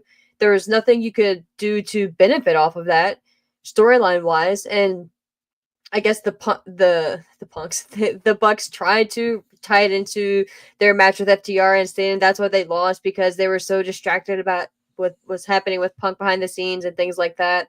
Um, but it's just BS, and just again being emotionally reactive to something that you shouldn't have been, in my opinion. Like TK, in my opinion, got his feelings hurt and was like, fuck you, man. Like, no, like you're gonna go out there and talk shit about me and the company to Ariel Hawani and put all of our business out there. Fuck you, man. Like I'm gonna air this footage of you being an asshole and me and like you being disrespectful to the talent and and making me fear for my life and shit, like he was done. And it was more of a personal thing in my opinion. Because there's really nothing in no way they could have truly benefited out of that, and he had to have known that. He's far from dumb. He being Tony Khan. You know what I mean? You can say what you want about him, and I'm not even a Tony Khan hater or anything like that. Again, I don't agree with 100% of anything with anyone, right? And I don't think any of us do. So I'll just leave it at that. But it's because, and again, to be fair, Tony Khan has brought a lot of good and has done a lot of good and has a lot of potential. And I respect him, and I respect what he's done for the business and what he's trying to do and what he wanted to do with AEW, and things just escalated probably and got a lot out of hand. But again, maybe we'll do a show one day just talking solely about Tony Khan and just everything like just Tony Khan and the AEW of it all, right? And the mindset behind it and the direction and some of the moves and decisions and lack thereof, rather. So maybe we'll have a free for all type show on that. But dude, I couldn't agree with you more though. I think the second after Brawlout happened, I was in the camp that I was just, if you would have had me put money on it, dude, I would have put money on the fact that they were gonna capitalize on that shit, give it 6 months to a year for everyone to heal, to figure out a story. And I think even yes, a year would have been pushing it, but it still would have been obviously very fresh, right? And something you can very, very much bring back up and dissect and really branch off of. And they just, if what we're to believe that's out there, they just didn't. They being the Young Bucks and the Elite, maybe just the Young Bucks, because Kenny Omega had mentioned that he had spoken to Punk, or he had tried, like he just wanted everyone to get along, essentially, right? And he saved Larry. But the Bucks supposedly were the ones who were not having it and did not want to talk to Punk, did not want to give him the time of day, did not want to, let alone have a match or do any type of business with him. And again, I'm not even saying, being a CM Punk fan, I'm not even saying that Punk was 100% in the right. He definitely was not. He could have handled his shit differently. I appreciate the content he gave us, right? But of course he didn't handle it professionally, right? Or probably as he should have. The whole brawl out part and the media scrum. And then the shit with Jack Perry, man, that's just shit happens, like again, in your average workplace, do you go around choking out motherfuckers? No. But this is wrestling. Wrestling is a completely different industry, right? And it's a matter of two different generations clashing and two different mindsets clashing and not having a to kind of be blunt about it, not having a Vince McMahon type figure or even a Triple H type figure there to be where the buck stops, like yes, it's only been a little over a year, but we have not, and again, to be fair, Punk has been injured the majority of it. We have not heard any rumblings of Punk even getting into an argument with someone, let alone choking someone or throwing over monitors or anything like that. So it's a respect factor, and I think that wasn't established, and I hope that's been established since. But it's a respect factor in multiple routes as well, because obviously Punk didn't have that respect factor there with Tony Khan, and neither did the Elite, because who are you to just tell your boss, like, no, I'm not going to work with this guy? Like, yeah, like, you are an integral part of the foundation of the company, but my guys, like, you aren't the owners, you're the EVPs, and absolutely deserve levels of respect. And it's not even no disrespect against them, but it's just facts, like me, using me as an example. Like, yeah, like I if I were to tell my boss, like, yeah, no, I'm not gonna do it, I'm not gonna do that, they would be like, what? They'd look at me like, are you crazy? Like you're not gonna do what? And of course, if something like reasonable, right? But like if it's a matter of doing something for business, then absolutely. Like if I'm employed by someone, I'm expected to do a job. You know what I mean? And that's where the whole independent contractor thing gets really sticky, which is a whole nother topic. But long story short, if you're employed by someone, you got to do what you got to do. You know what I mean? And obviously that wasn't coming from the top, and that's where the issue was. That's why it wasn't handled after Brawl Out, and that's why the shit happened at All In. So, kind of, just long story short, and kind of my feelings and thoughts on that, kind of really short there. But yeah, good night, HY. Good night. Good night. Yeah, I'm gonna jump into Collision here because I gotta jump off here soon. But I wanted to talk about I guess 2.5, but a couple things from Collision, which obviously we will be talking about.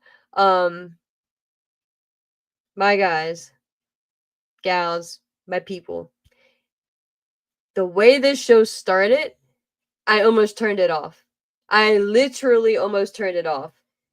Fucking boom. The boom guys. I don't know if I missed an advertisement or if I wasn't on Twitter to see them being advertised for this, or if I missed a certain segment on Dynamite. I will put that on me. I missed it. The last thing that I was expecting when I turned on AEW Collision, knowing it was airing from the Hammerstein Ballroom, nonetheless, mind you, airing from the Hammerstein Ballroom, we had Ian Riccaboni. Awesome. Love it. Standing in the ring with fucking Big Boom AJ and Big Justice. I thought I clicked on the wrong show. I said, surely this can't be Collision. And it was. It was. So I say, okay. They start discussing the Continental Classic. I'm like, okay. Ian Riccaboni is hyping up the leaderboards. Okay. I love it. We're setting the stage. We're setting the feel. Maybe I'm thinking like I'm gonna give it benefit of the doubt. It's just yeah, and like a branding type thing. Like you're hoping if someone's like flipping through the channels at the start top of the hour, right? They see these guys, they recognize the Costco guys from TikTok, right? And they're like, oh, and they're gonna stay on the show. So maybe they're just gonna be like just visual like pieces just to stand there, and Ian's gonna talk about everything. No. That's not what happened. So Ian is going through the leaderboard in the list and just hyping out different opponents, different wrestlers. Fucking Big Boom has to give his commentary. And I am not even exaggerating or whatever, guys, being dramatic. When I tell you we got to maybe the 4th or the 5th boom and doom, I paused it. I was watching it on my phone. I paused it and I sat there and I took a breath and I said, am I gonna, and I literally thought this in my brain and said, am I going to watch this show? And I said, fuck it. Yeah, I'm going to watch it because I really wanted to see what happened because I'd heard about, obviously I didn't watch it live. I had heard about what happened with the whole MJF Adam Cole segment, Ricochet and Ospreay. So I wanted to watch it. So I skipped through it. I skipped through that shit. I could not be brought to hear one more boom or doom. I sorely hope they are not going to be getting involved into a match with Chris Jericho, because I feel like my ears will bleed at that point, and I can't do it. I can't do it. I can't do it, guys. I try to be uh generous and to give the benefit of the doubt and to find the good in their pre-show match with QT Marshall and to highlight the positives. And I did my best, but if these motherfuckers are on Dynamite and they're interacting with Jericho and the learning tree and all this shit, I can feel the twitch starting to happen in me, and I just can't do it. I can't do it, guys. I can't do it. It's, again, people out there who are before it even comes out, and again, like, you people are cool, but I know certain comments get brought up in certain places. It's not a WWE is holier than thou type thing, because absolutely they are not. We do not have enough time in the day or the week to go through all the just complete bullshit things that WWE has put on our TV screens. The first thing that just popped into my mind is the Roman Reigns and Baron Corbin dog food bullshit that we saw when Roman was just like covered in dog food. Disgusting. And just, what am I seeing and what am I investing my life, my time into? Time is the most precious commodity out there, right? And I'm watching this man get dog food poured over him. What? Transition over into Ian Riccaboni standing in the ring with Big Boom AJ and Big Justice, and everything is boom and doom. I was losing my mind. I was losing my mind. I was losing my mind, guys. And again, maybe I shouldn't be as bothered by it as I am, and that's fine. That's fine. If you're not, I give you props, and I strive to be like you. But this shit just makes my skin crawl, and I can't do it. I just can't do it. I understand the marketing, the business. I've said it before. I understand that portion of it.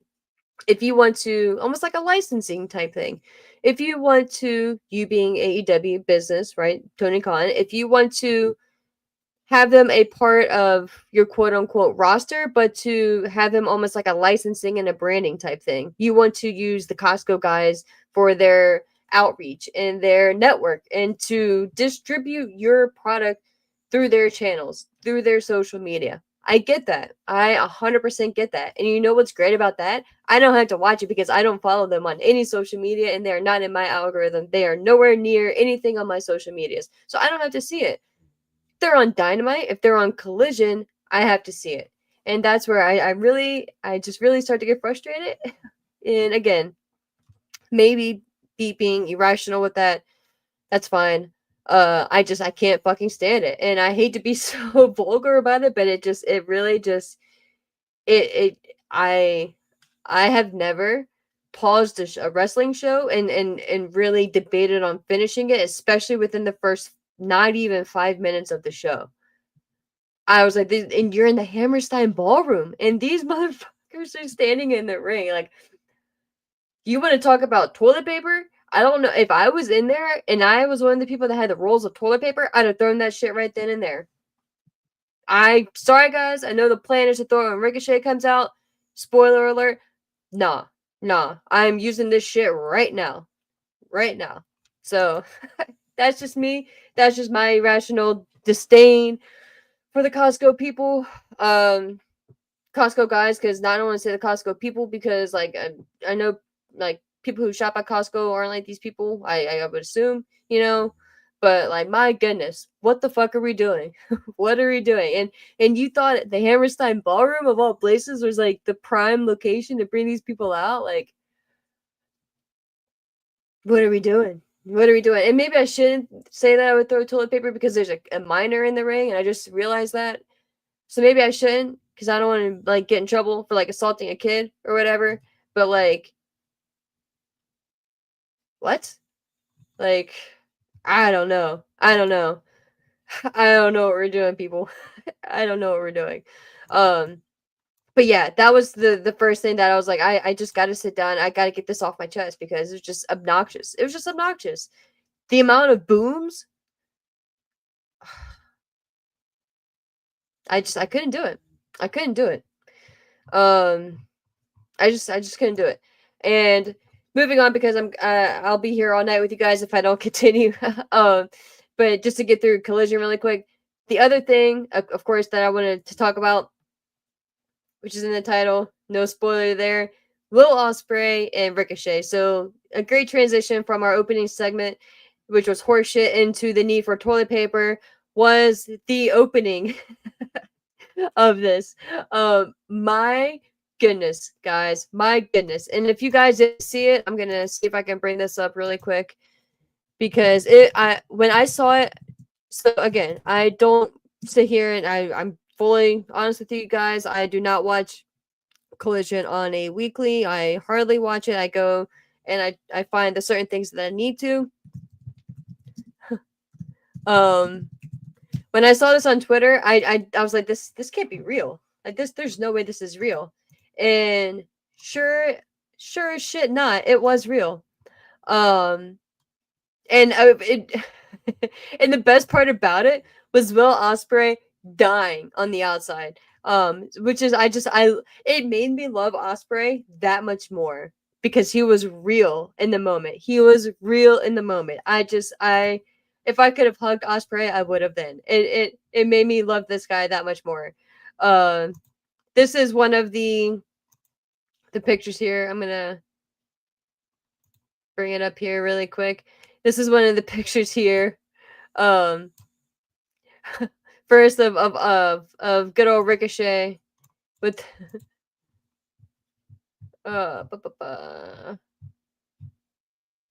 okay, it's not gonna bring up the picture itself. Dang it. Okay. I hate when they do that. They show you a picture and then you go to the page and it's not there. But Ricochet was not having it.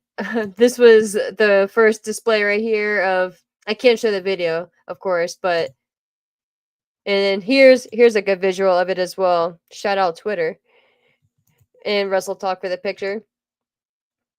Let me bring that up here.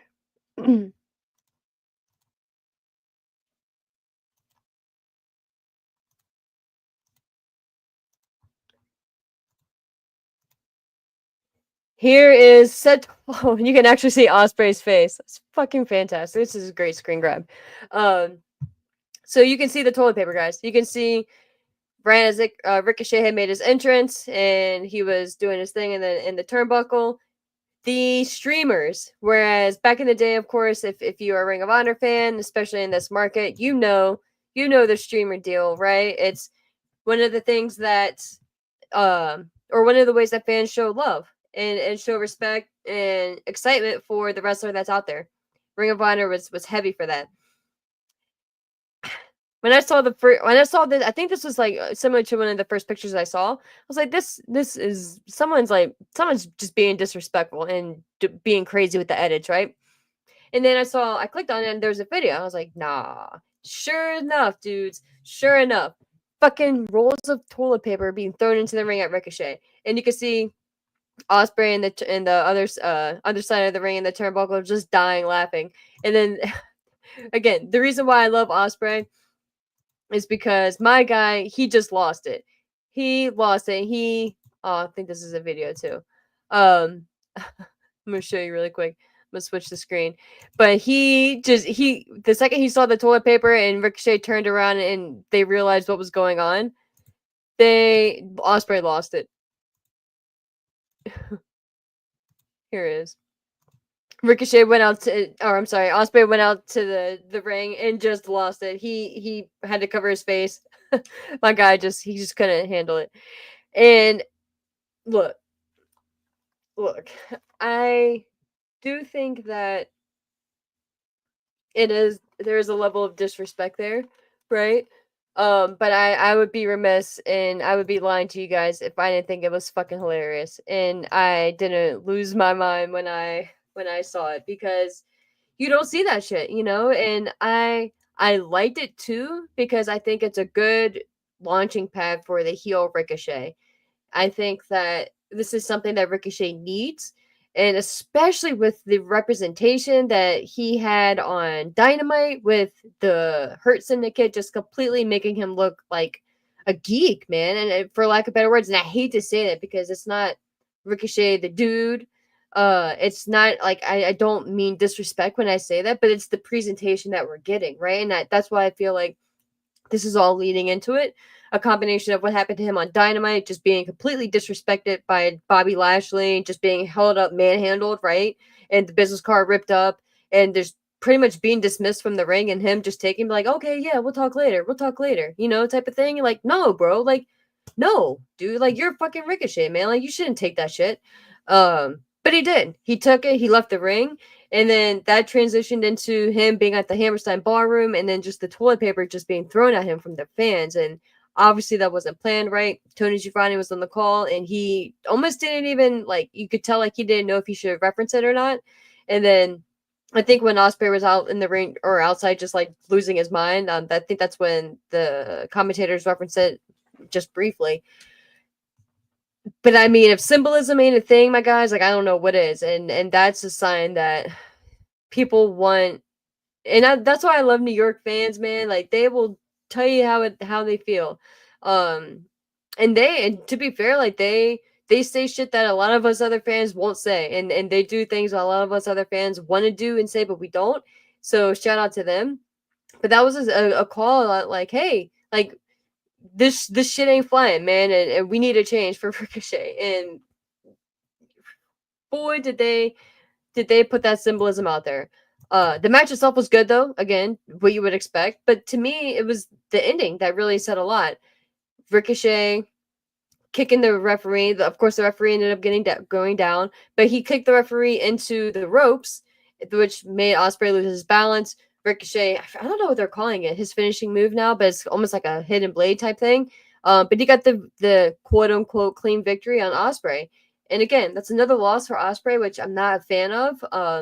Maybe this is, like I was referencing earlier, for Ospreay's purpose. Maybe this is going into him questioning himself and his direction and his motivation. And then this is going to be a redemption story, which leads into him facing and challenging for the title, and then him finally winning the AEW championship, and that kind of being like the feel good moment for everything.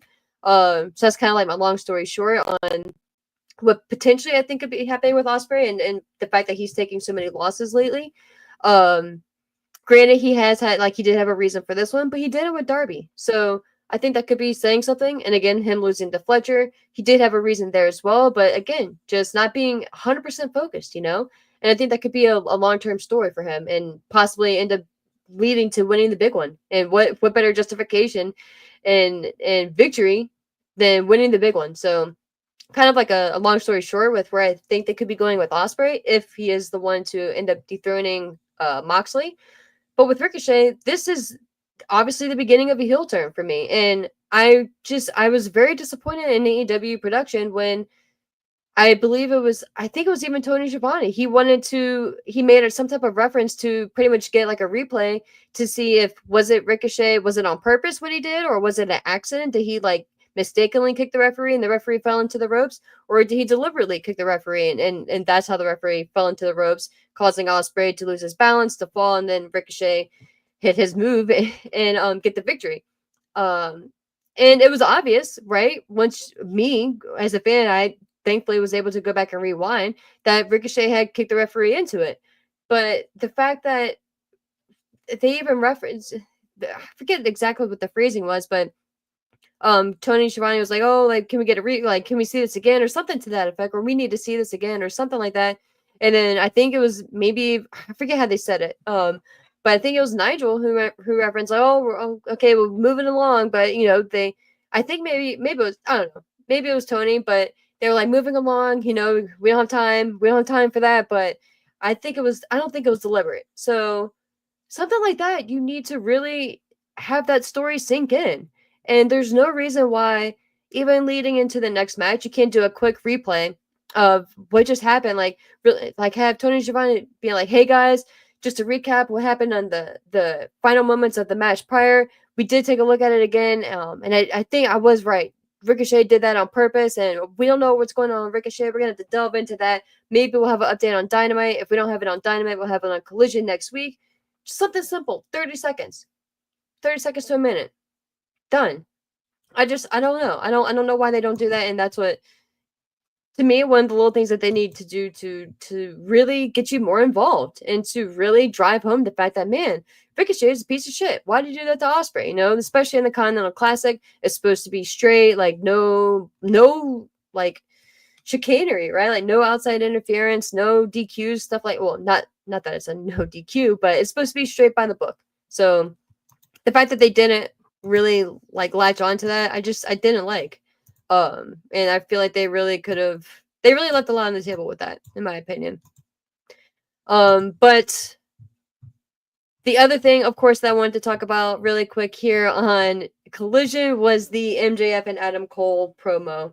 And my goodness, did MJF really just let Adam Cole have it? I'm gonna pull up the notes here. Go back to the beginning of it. All right, so Adam Cole came out first. MJF came out second with his own private security. It was not AEW security; it was his own personal security. They pointed that out on commentary. Adam Cole just stood there. He didn't say anything. He just waited for MJF to come out. MJF came out. MJF said, yep.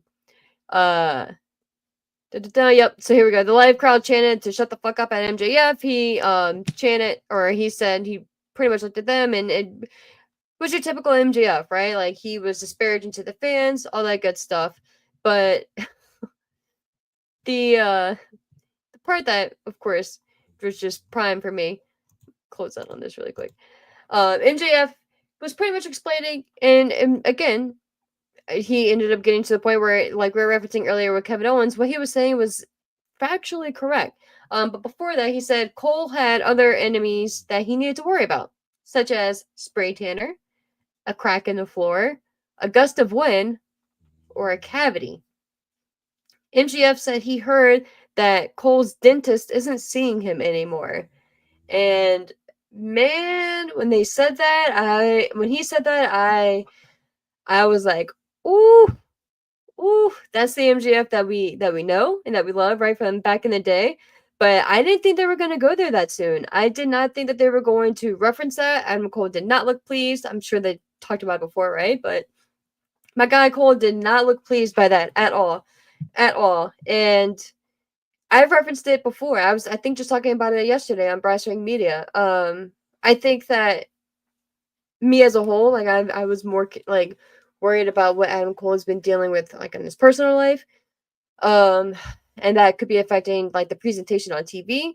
But no, like I kind of like that they put everything out on the table on Collision last night, and I like that MJF brought that up and kind of referenced everything that we've been talking about, right? And then what was being said about his appearance, which is whatever. MJF said Cole wanted his Triple B, which I hadn't thought about the name the Triple B in quite some time. It said that Cole had plenty of opportunities to win the AEW championship, but he blew it, which again is true. MJF said that he didn't buy Cole turned on him because he knew that MJF would turn on him first, and said that Cole is simply jealous of him. And said that Adam Cole used to be Adam Cole, baby, but now he just looks like a crack, baby, which again cracked me up, pun intended. Adam Cole's piped in. Adam Cole's turn, right? Yeah, it's MJF. That was his last line. Said like he sounded like MJF had practiced that in the mirror for a couple weeks. And said that Cole could have come back with childish comments and mentioned that MJF had 2 surgeries on his fake head of hair, which that's true. Ugh, that sucks, right? He's young, but I mean, we all have our shit, right? We all have our problems. If he's losing his hair, hey, he has the money to get surgery to fix it. Whatevs. Said even though he's only in his 20s, he said he wouldn't do that. Went through a couple more things, like how MJF pulled strings to get his girl hired, like the politician that he is, and a couple other things he mentioned as well. But he said he's not going to do that, and I was like, well, you just kind of did, my guy, but whatever. Cole said that MJF calls him a failure, but he's the longest reigning champion in so many companies that he's worked for, which is true. Cole recalled bleeding buckets when he faced Kyle O'Reilly in the same Hammerstein Ballroom building. The ROH throwback reference there, but no no one really said anything, which is kind of odd, kind of awkward rather. Cole said he has regrets, but turning his back on MJF is not one of them. Cole said that MJF is terrified to have anyone close to him because he considers it a weakness. And Cole said MJF thinks like a child, and he thinks like a child rather, and he knew that he was going to turn on him first again. And as he was saying that, MJF interrupted and said, "You're goddamn right, I was," and said that pretty much like kind of mocking Cole at that point, saying, "Congratulations, the mystery is solved." Cole is the modern day Scooby Doo. MJF said last year at World's End he had every intention of stabbing Cole in the back, but Cole got lucky. MJF said he didn't care about Cole initially, but he did start to care about him a little bit, and that was his weakness. MJF said that made Cole a liability. MJF said he was a fragile freak whose ankle rather exploded when he jumped off the ramp at Arthur Ashe Stadium, which made him a distraction. MJF said there's no room for emotions. When you're all concerned with is keeping the world championship. MJF told Cole that he's not the devil, he just beat the devil to it. Which is the whole point, right? The whole storyline. Who's the devil? MJF said that he will end Cole's world in the same place that Cole tried to end his, which is at World's End. Cole asked how he, and I think they should have ended it there. But Cole then rebutted, asking how he asked about how he ends the face-to-face. Cole tossed the mic at MJF and then threw punches at him. MJF's security ran in. Cole fought them off, but MJF caught him with a kick to the balls. MJF set up Cole with a Dynamite Diamond Rain, but Matt Taven and Mike Bennett ran out. And yeah, and shout out to ProWrestling.net there for the notes. I appreciate the transcription from Jason Powell. He is fantastic over there, so shout out to him. I really enjoyed the segment. I enjoyed the promos between the two guys. I feel like this should have happened weeks ago. I really enjoyed, and I really liked what MJF said. It really cracked me up. And I think I don't know. I'm not gonna say they needed to address the whole thing with Britt Baker and Adam Cole on TV, but because it wasn't like they were like a full on-screen couple. But they did kind of reference it in the past, so I get why, and it's not like, and it was one of those things where like if you're a fan, right, of AEW at this point. But I feel bad for Cole though. I guess that does confirm that they broke up. So I was literally just talking about that, so I'm kind of bummed for him. So I hope he's doing all right. I hope they're both doing all right. But as a whole for this segment, I really enjoyed it. I really enjoyed what they did with, or where MJF was coming from. I appreciate them trying to explain how the roles were reversed and how MJF was going to turn on Cole and Adam Cole just kind of beat him to it, even though it's still really convoluted and it doesn't make a ton of sense, but at least they tried to sort that out. But yeah, I think that they need to just be done with this at World's End. I'm still even torn. I'm gonna hold off on my prediction on who wins there until next week, but they just need to be done with this and just move the fuck on afterwards. But I really enjoyed the segment, so shout out to both guys for that. But yeah, that was my thoughts on the Collision. I just wanted to at least talk about those two segments. I'm going to dive into the comments here before we jump off because it's going on 2 hours and I got to get ready for work in the morning, and it's 11 p.m. Eastern time over here for us. So I got to get some stuff done for tomorrow. But I appreciate you guys hanging in there with me. I didn't plan on being here this long. As I said earlier, I never know how long I'm going to end up going. But I appreciate you guys for hanging out with me so much. Going through here, though, really quick. You guys are very active in the chat. I appreciate it. Yeah, Johnny. Omega and Punk would have been massive. Yeah, Matt, for sure. We'd love to collab. Hit me up on Twitter. For sure. Chase Nasty, what's up? You say your nose rings are red. Thanks, bro. I appreciate that. For sure. And thank you for popping in. Oh, man. Dun, dun, dun. Costco, guys. Oh, I can't. Don't even get me started again on that. I'll be here for a whole another hour. What's up, Chief? Hey.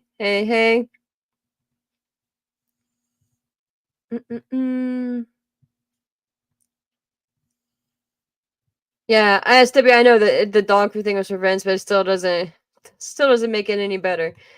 WWE got Logan Paul, AEW got the Boom. Yeah, right.